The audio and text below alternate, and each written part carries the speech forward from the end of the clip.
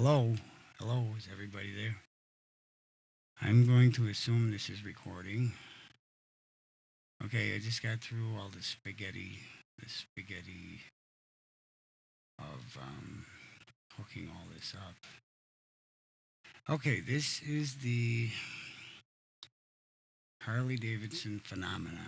It's I know everybody's probably going, "What the fuck?" But this is a moneymaker.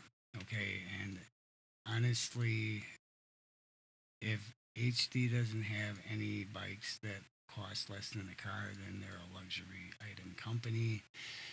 And it gets difficult to make changes. And there's people asking for reverse on some of the heavier touring bikes. And I'm just thinking, oh, God, no.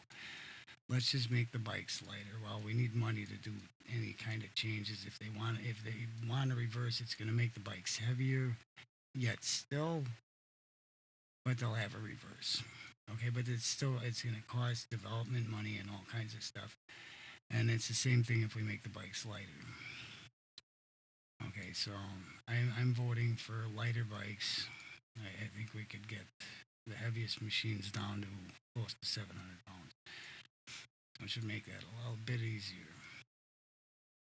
because they are pretty heavy.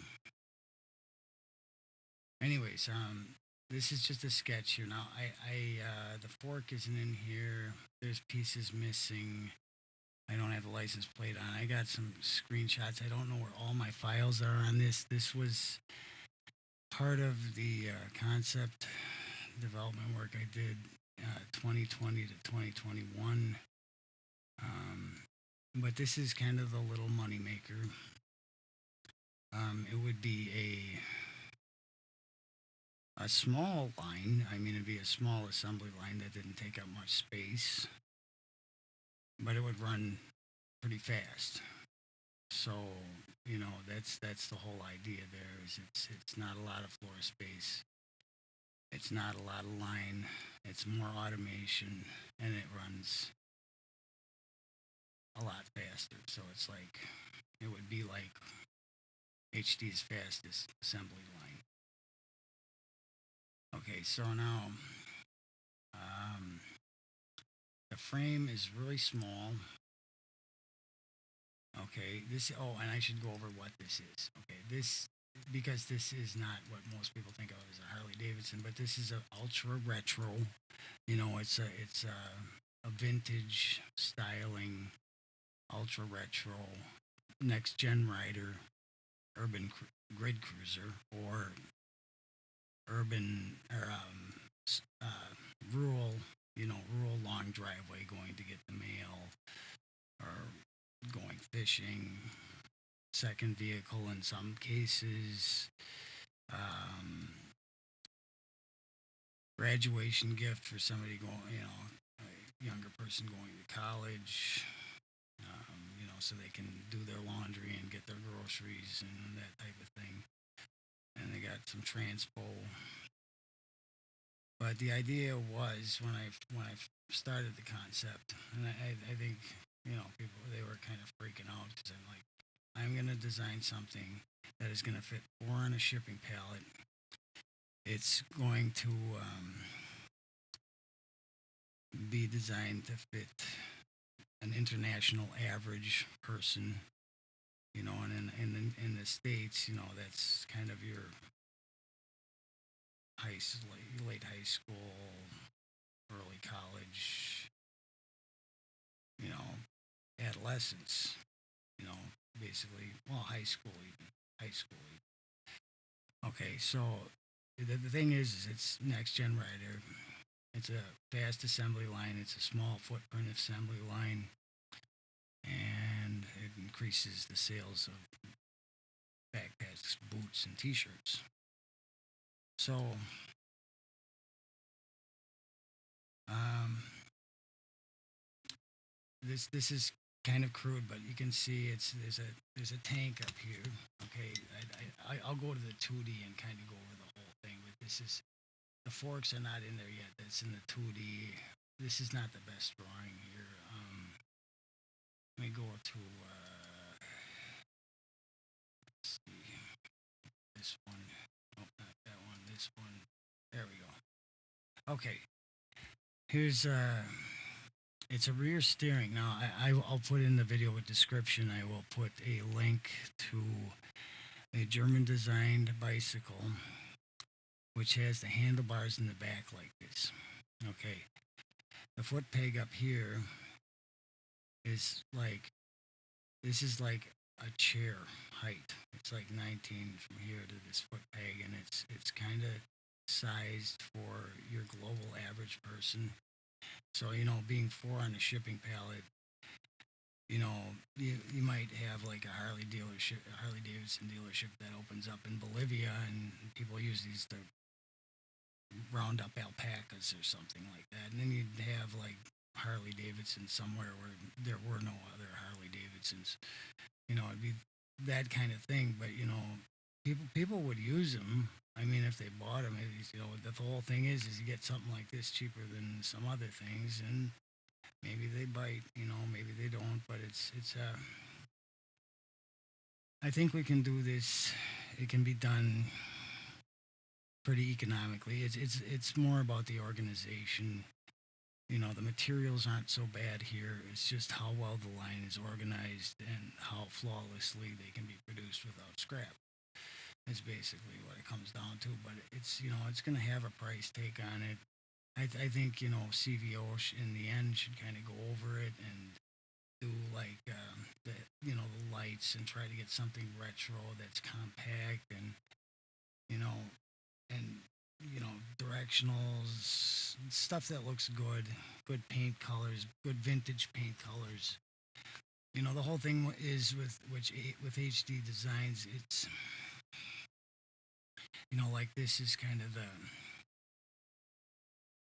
the frame is kind of a little bit, you know, like Willie G, and you know, it's the engine on wheels look, you know, with the, the engine taking up more of the bike. And you know, when I started the design, I was just looking at a lot of like the earliest bicycles. This is like the earliest bicycle, kind of like backwards, you know. And I was just kind of flipping things around in my mind and looking at some of the earliest motorcycles and ones that had pegs on the on the forks. That, you know, so the pegs are on the forks. And this is a BMX bicycle chain that links the behind the back kind of steering, you know, box to the fork here in terms of the wheel. And the motor would have like some casting mounts that come over onto the shoulders of these forks. And then there's a motor mount up top here that it bolts into. So the motor actually moves with the forks. Okay, so when you rotate the bars back here, the engine rotates, and the fork rotates, and the front wheel rotates. See, so now the thing with this is, when this is running, and this is about a 130cc engine. When this is running, it's creating a flywheel effect. Okay, your flywheel effect is hooked to your handlebars.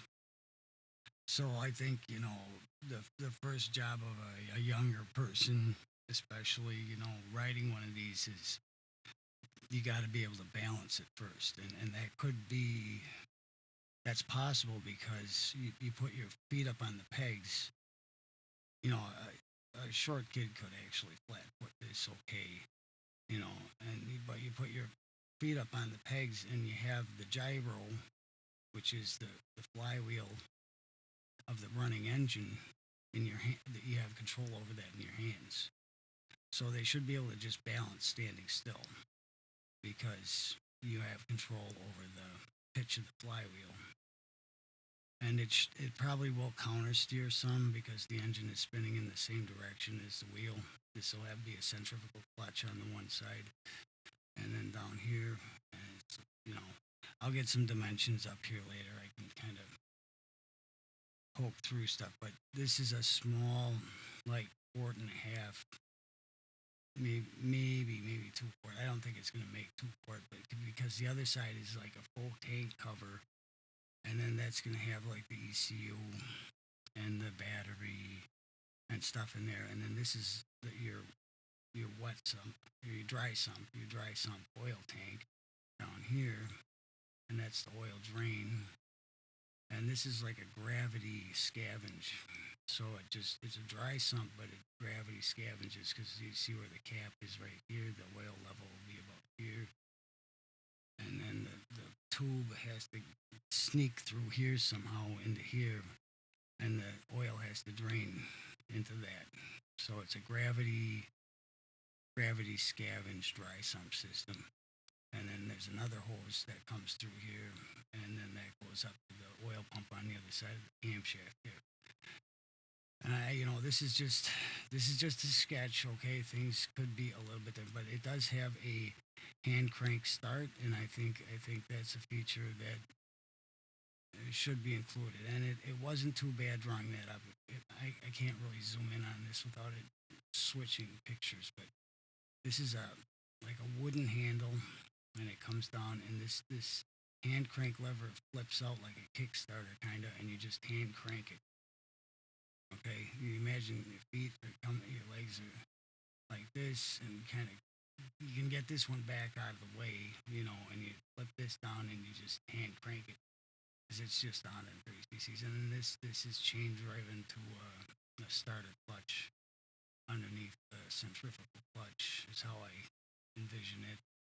And then this is a modern alternator that is chain driven, and then there'd be like a chrome V cover on there, and your Milwaukee, Wisconsin, 1903 thing on the casting here, and you just kind of like the valve gear here. Okay, the valve gear it's exposed valve gear, but it's a real simple type head. It's not like a pea shooter or Hemi or anything like that. It's just like an American V8 where they're side by side and they have the cam in the same axis as that, and there's two rockers up here on this fin tower,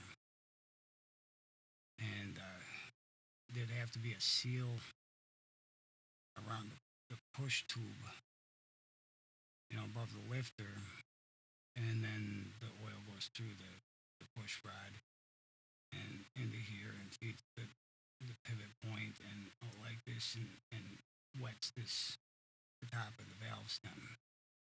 And I was thinking maybe just run an external tube up and get the have like the valve guide seals like in something where that like gets the oil up from down below or something like that.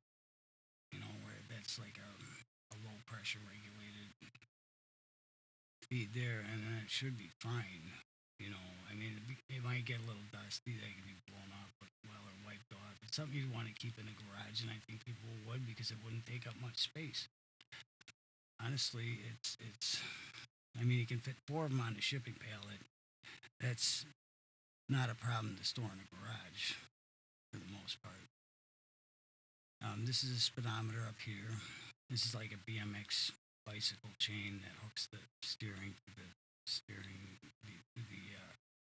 the bars, and then this is a sprung leather seat, like kind of old timey.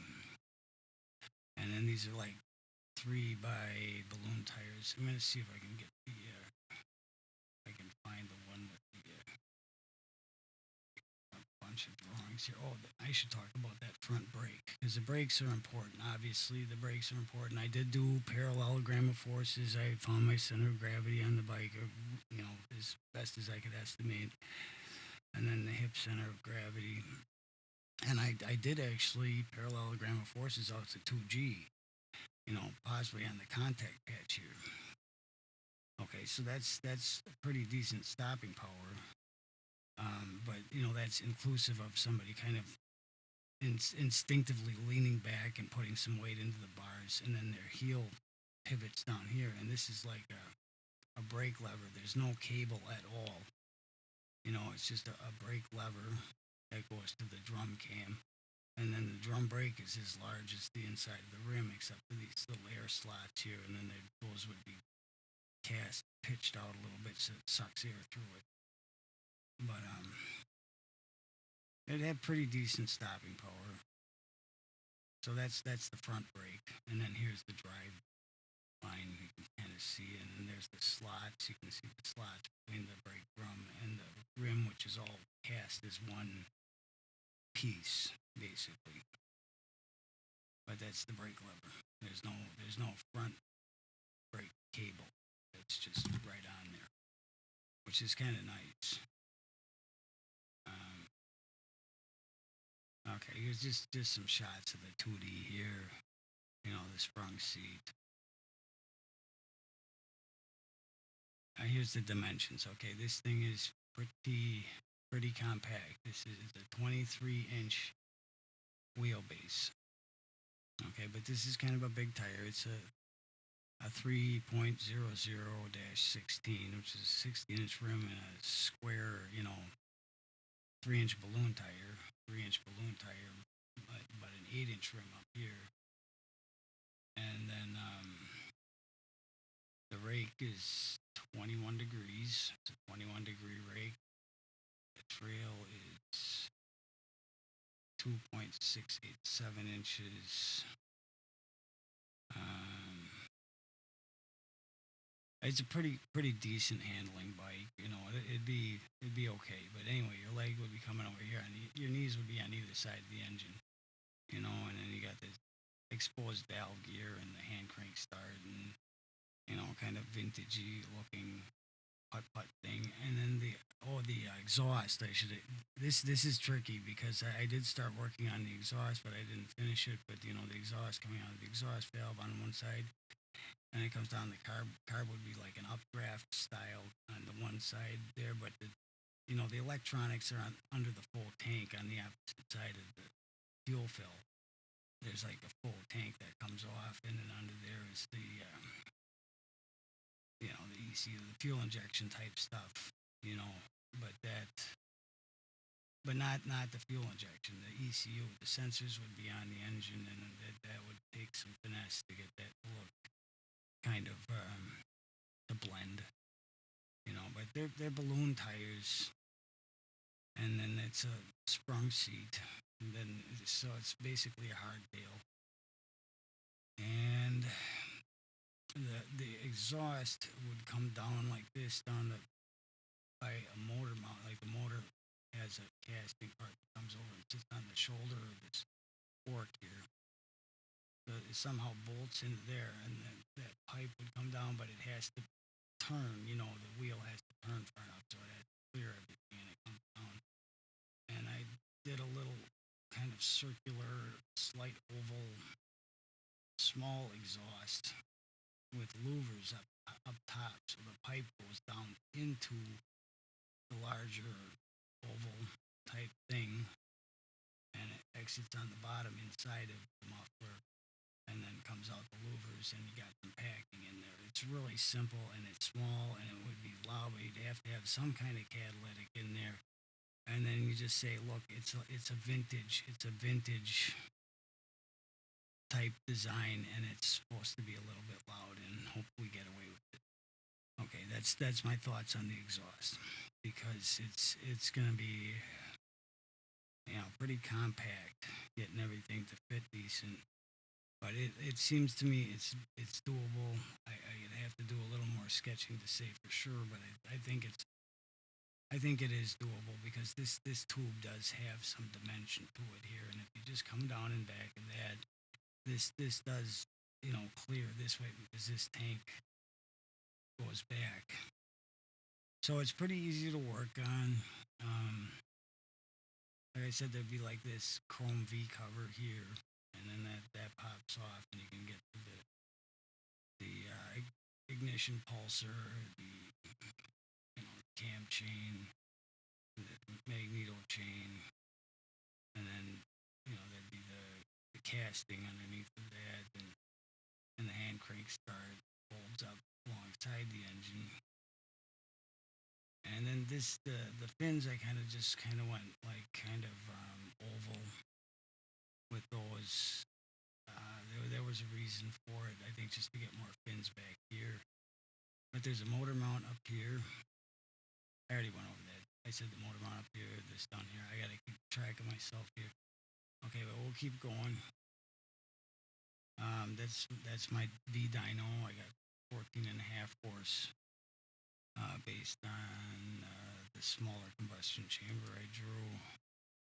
Um, this is just some detail work, checking clearances and stuff. And that's how small it is next to a Honda Ruckus. You can kind of see the outline there. It is micro, but you see how much lower the seat is. The seat has to be low because a person's center of gravity is right about where their hips are. Whatever size they are, that's generally about where it lands. And, to get my 2G decel, but the person's going to lean back. Anyways, it's very compact, but it is designed based on global averages. So it's going to work out for younger people as well in the United States. I don't know. I was just putzing around with some stuff there. I don't know if this is a newer drawing. Here's the license plate.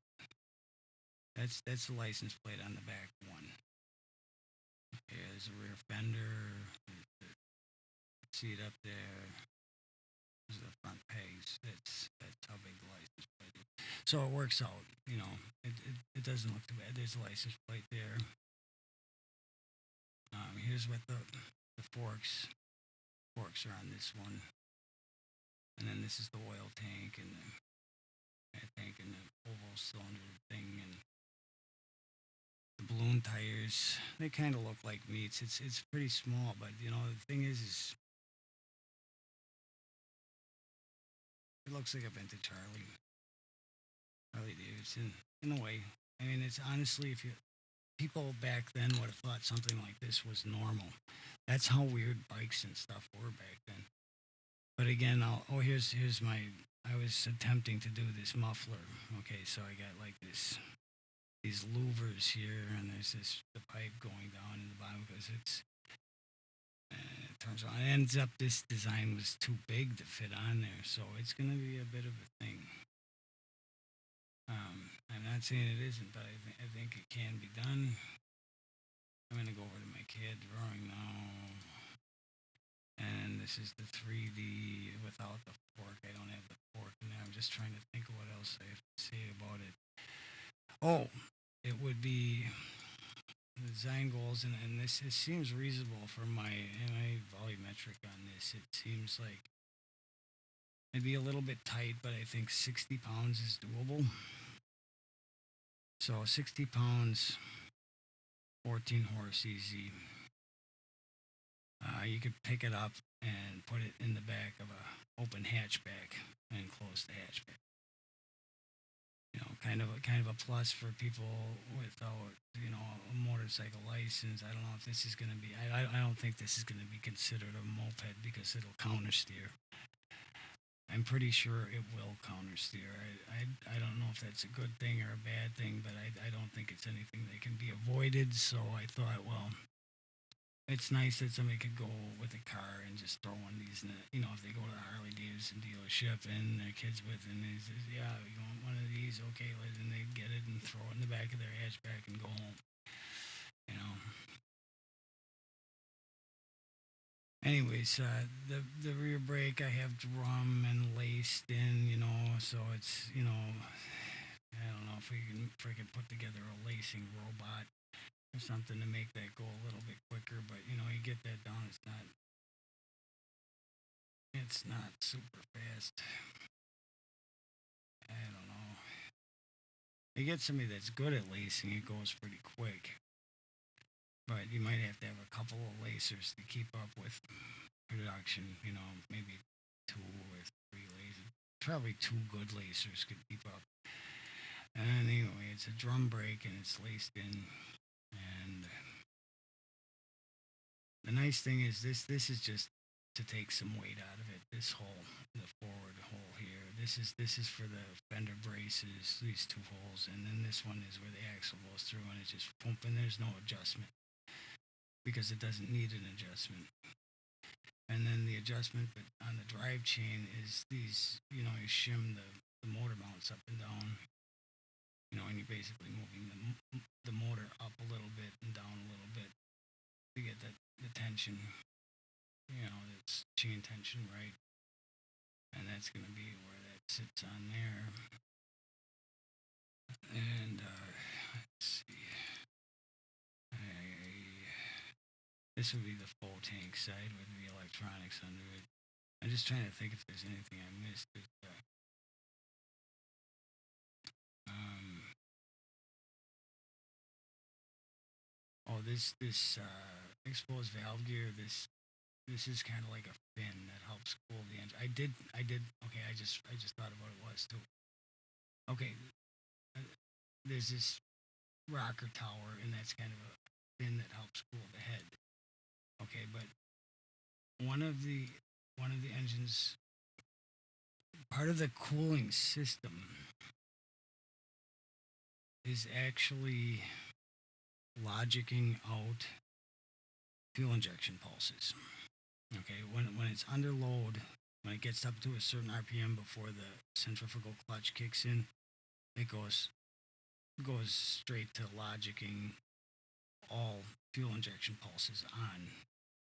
But when it falls below the clutch engagement point, if the engine is hot, okay, if it's too hot, it can logic out fuel injector pulses, basically creating misfires on duty cycle maps, which are like sequences, because it's easy. It's easier if you do it with memory resources instead of processing resources.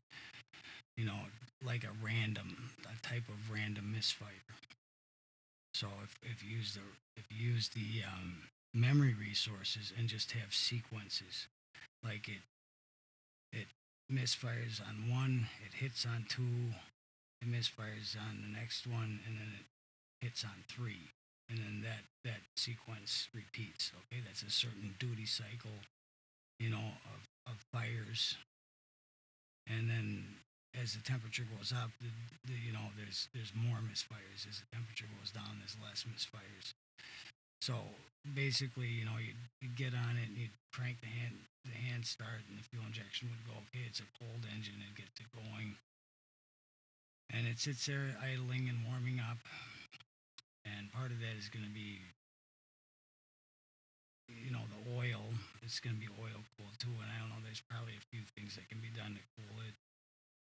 Other than that, but I think that's going to be critical is getting those duty cycle misfire sequences in the memory of using memory resources in the ECU, and just logicking out the fuel injector pulses. And it'll kind of like different rhythms. But as the engine gets hotter, it'll misfire more. As it gets cooler, it'll misfire less, and then that'll kind of take care of itself. That way it's part of the cooling system. The other thing is the crankcase breather. It is a single cylinder. That if you can design a breather like it's kind of like forced air cooling, but you have to have a couple like umbrella series with a filter in between, and you have to, everything has to be engineered that this is not a perfect vacuum. Sometimes there's a little pressure in there, but that can be done too, as far as cooling goes. So, there's a couple different ways to go at it. The oil, crankcase breathing, and the misfire, the duty cycle misfire maps or sequences. I think that was it. Anyways, those little 3-inch vintage tires look like meats on there, eh? It's really gonna be a neat little freaking Swiss watch of a machine if it ever gets made. But I mean, it's pretty simple. There's these little shoes that are sprung. I don't have those frame pieces in there right now.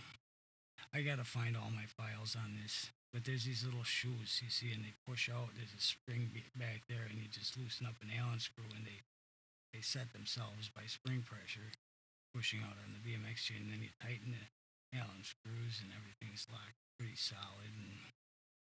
And then there's oh, I have to hide some of this stuff. There's I don't know if I got the washer in there on this one or not. No, I don't. Not yet on this. I'm just putting in the key on that one. There's other drawings. I have more pieces in there. I just don't want to go flipping through stuff and having people watching this thing going, from one file to another, trying to find what I'm looking for. So it's just a general overview. 16 pounds, 14 horsepower, 60 pounds, 14 horsepower. Fit 4 on a pallet. Ultra retro vintage. It's kind of a world bike. It's based on average world average heights. But there'd be a market for it, and the production line would run fast. I think I went over everything. If people, I'll put the link in the video on the bicycle that uses this type of steering that was invented, but it comes straight down. It's like a caster down here, but you'll see the guy riding it. He does really well, but it doesn't stop so good, is what it is, because it's like a unicycle. But this will stop, and yeah, it's a leather seat, So I did it. I did it like a dual. It's better for your tailbone, more ergonomic, I guess. So, but leather seat starts out really hard, and it takes a long time to break in. But once they break in, they are so comfortable. And I don't think HD should have to make a machine to break those things in for people, but I think they probably should for dealerships, so a dealership has a broken saddle, so they can say, well, this is what a broken saddle is like when they test it, when they test ride it. But they're gonna get a hard leather seat. Um, I think that kind of wraps it up. Oh, and then the rear brake, drum brake would be lever up here, and then be a thumb throttle, just a thumb throttle. And then the speedometer would be up here, and lights, and you figure stuff out like that. But these frames are so small, you could probably run, I don't know, 5 to 7 different colors, and just do all vintage. Just put in what is that stuff? The reducer. They just put in more reducer or something to make it look more vintage, and then just use the vintage colors. No pink, no blue, kind of gender neutral, vintage HD colors, and just let people pick the colors they want. And I think they'd sell like hotcakes, honestly. I said it'd be a blast. I wouldn't mind it. It just got good hole shot power. The way it's geared, 14 horse, 60 pounds. Especially with that lighter kit on it, this thing would be kind of a little rocket that way. But it's good hole shot power, and it's got you can get off the line kind of quick, and it'll stop good, and it'll handle really amazing. And so I think about this. You sit on a chair, you put your feet on the floor, you put your hands kind of to the side and back, yeah, and lean. Okay, and think this thing is going to kind of counter steer. It works. So at least in my mind, it's working. Everything's working here. It's it's almost like something you would get in the the part of the HD website where you have T-shirts and boots and backpacks and jackets and things like that. But it's kind of it could actually be somebody's second vehicle. It could actually be somebody's only vehicle. You could sit down at the bottom of a stairwell. an apartment locked behind the door. It could sit in a hatchback locked up, or maybe locked to a bike rack. But some places it's tough having something like this because people are some people are hurt. But the whole thing is mostly younger people, next gen riders. The next gen riders, you get something like this, the next thing you know, they're buying boots and backpacks, and the brand loyalty is welling up inside of them, and they're HD for life. So I don't think it's a bad move. I think it's a good move. Um, I think that's provide kind of a base income upon which the big bikes, can be improved because you got everything costs money. All the development costs, all the retooling. Anything changes, it's a big deal. It's things have to stay organized. Because that's where production makes its money, is on how well organized it is.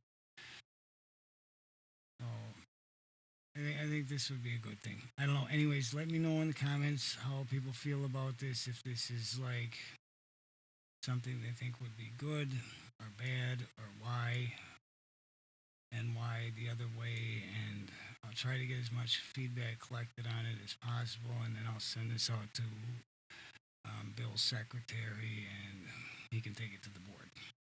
Okay, so as much feedback as possible. Just be honest. What you think about it. Um, I'll try to get my files together on it, and I'll put a link in the description with a video of this bike with the rear steering, so you can see how that rear steering goes. Okay, I'm gonna call that a wrap. I hope this recorded. What the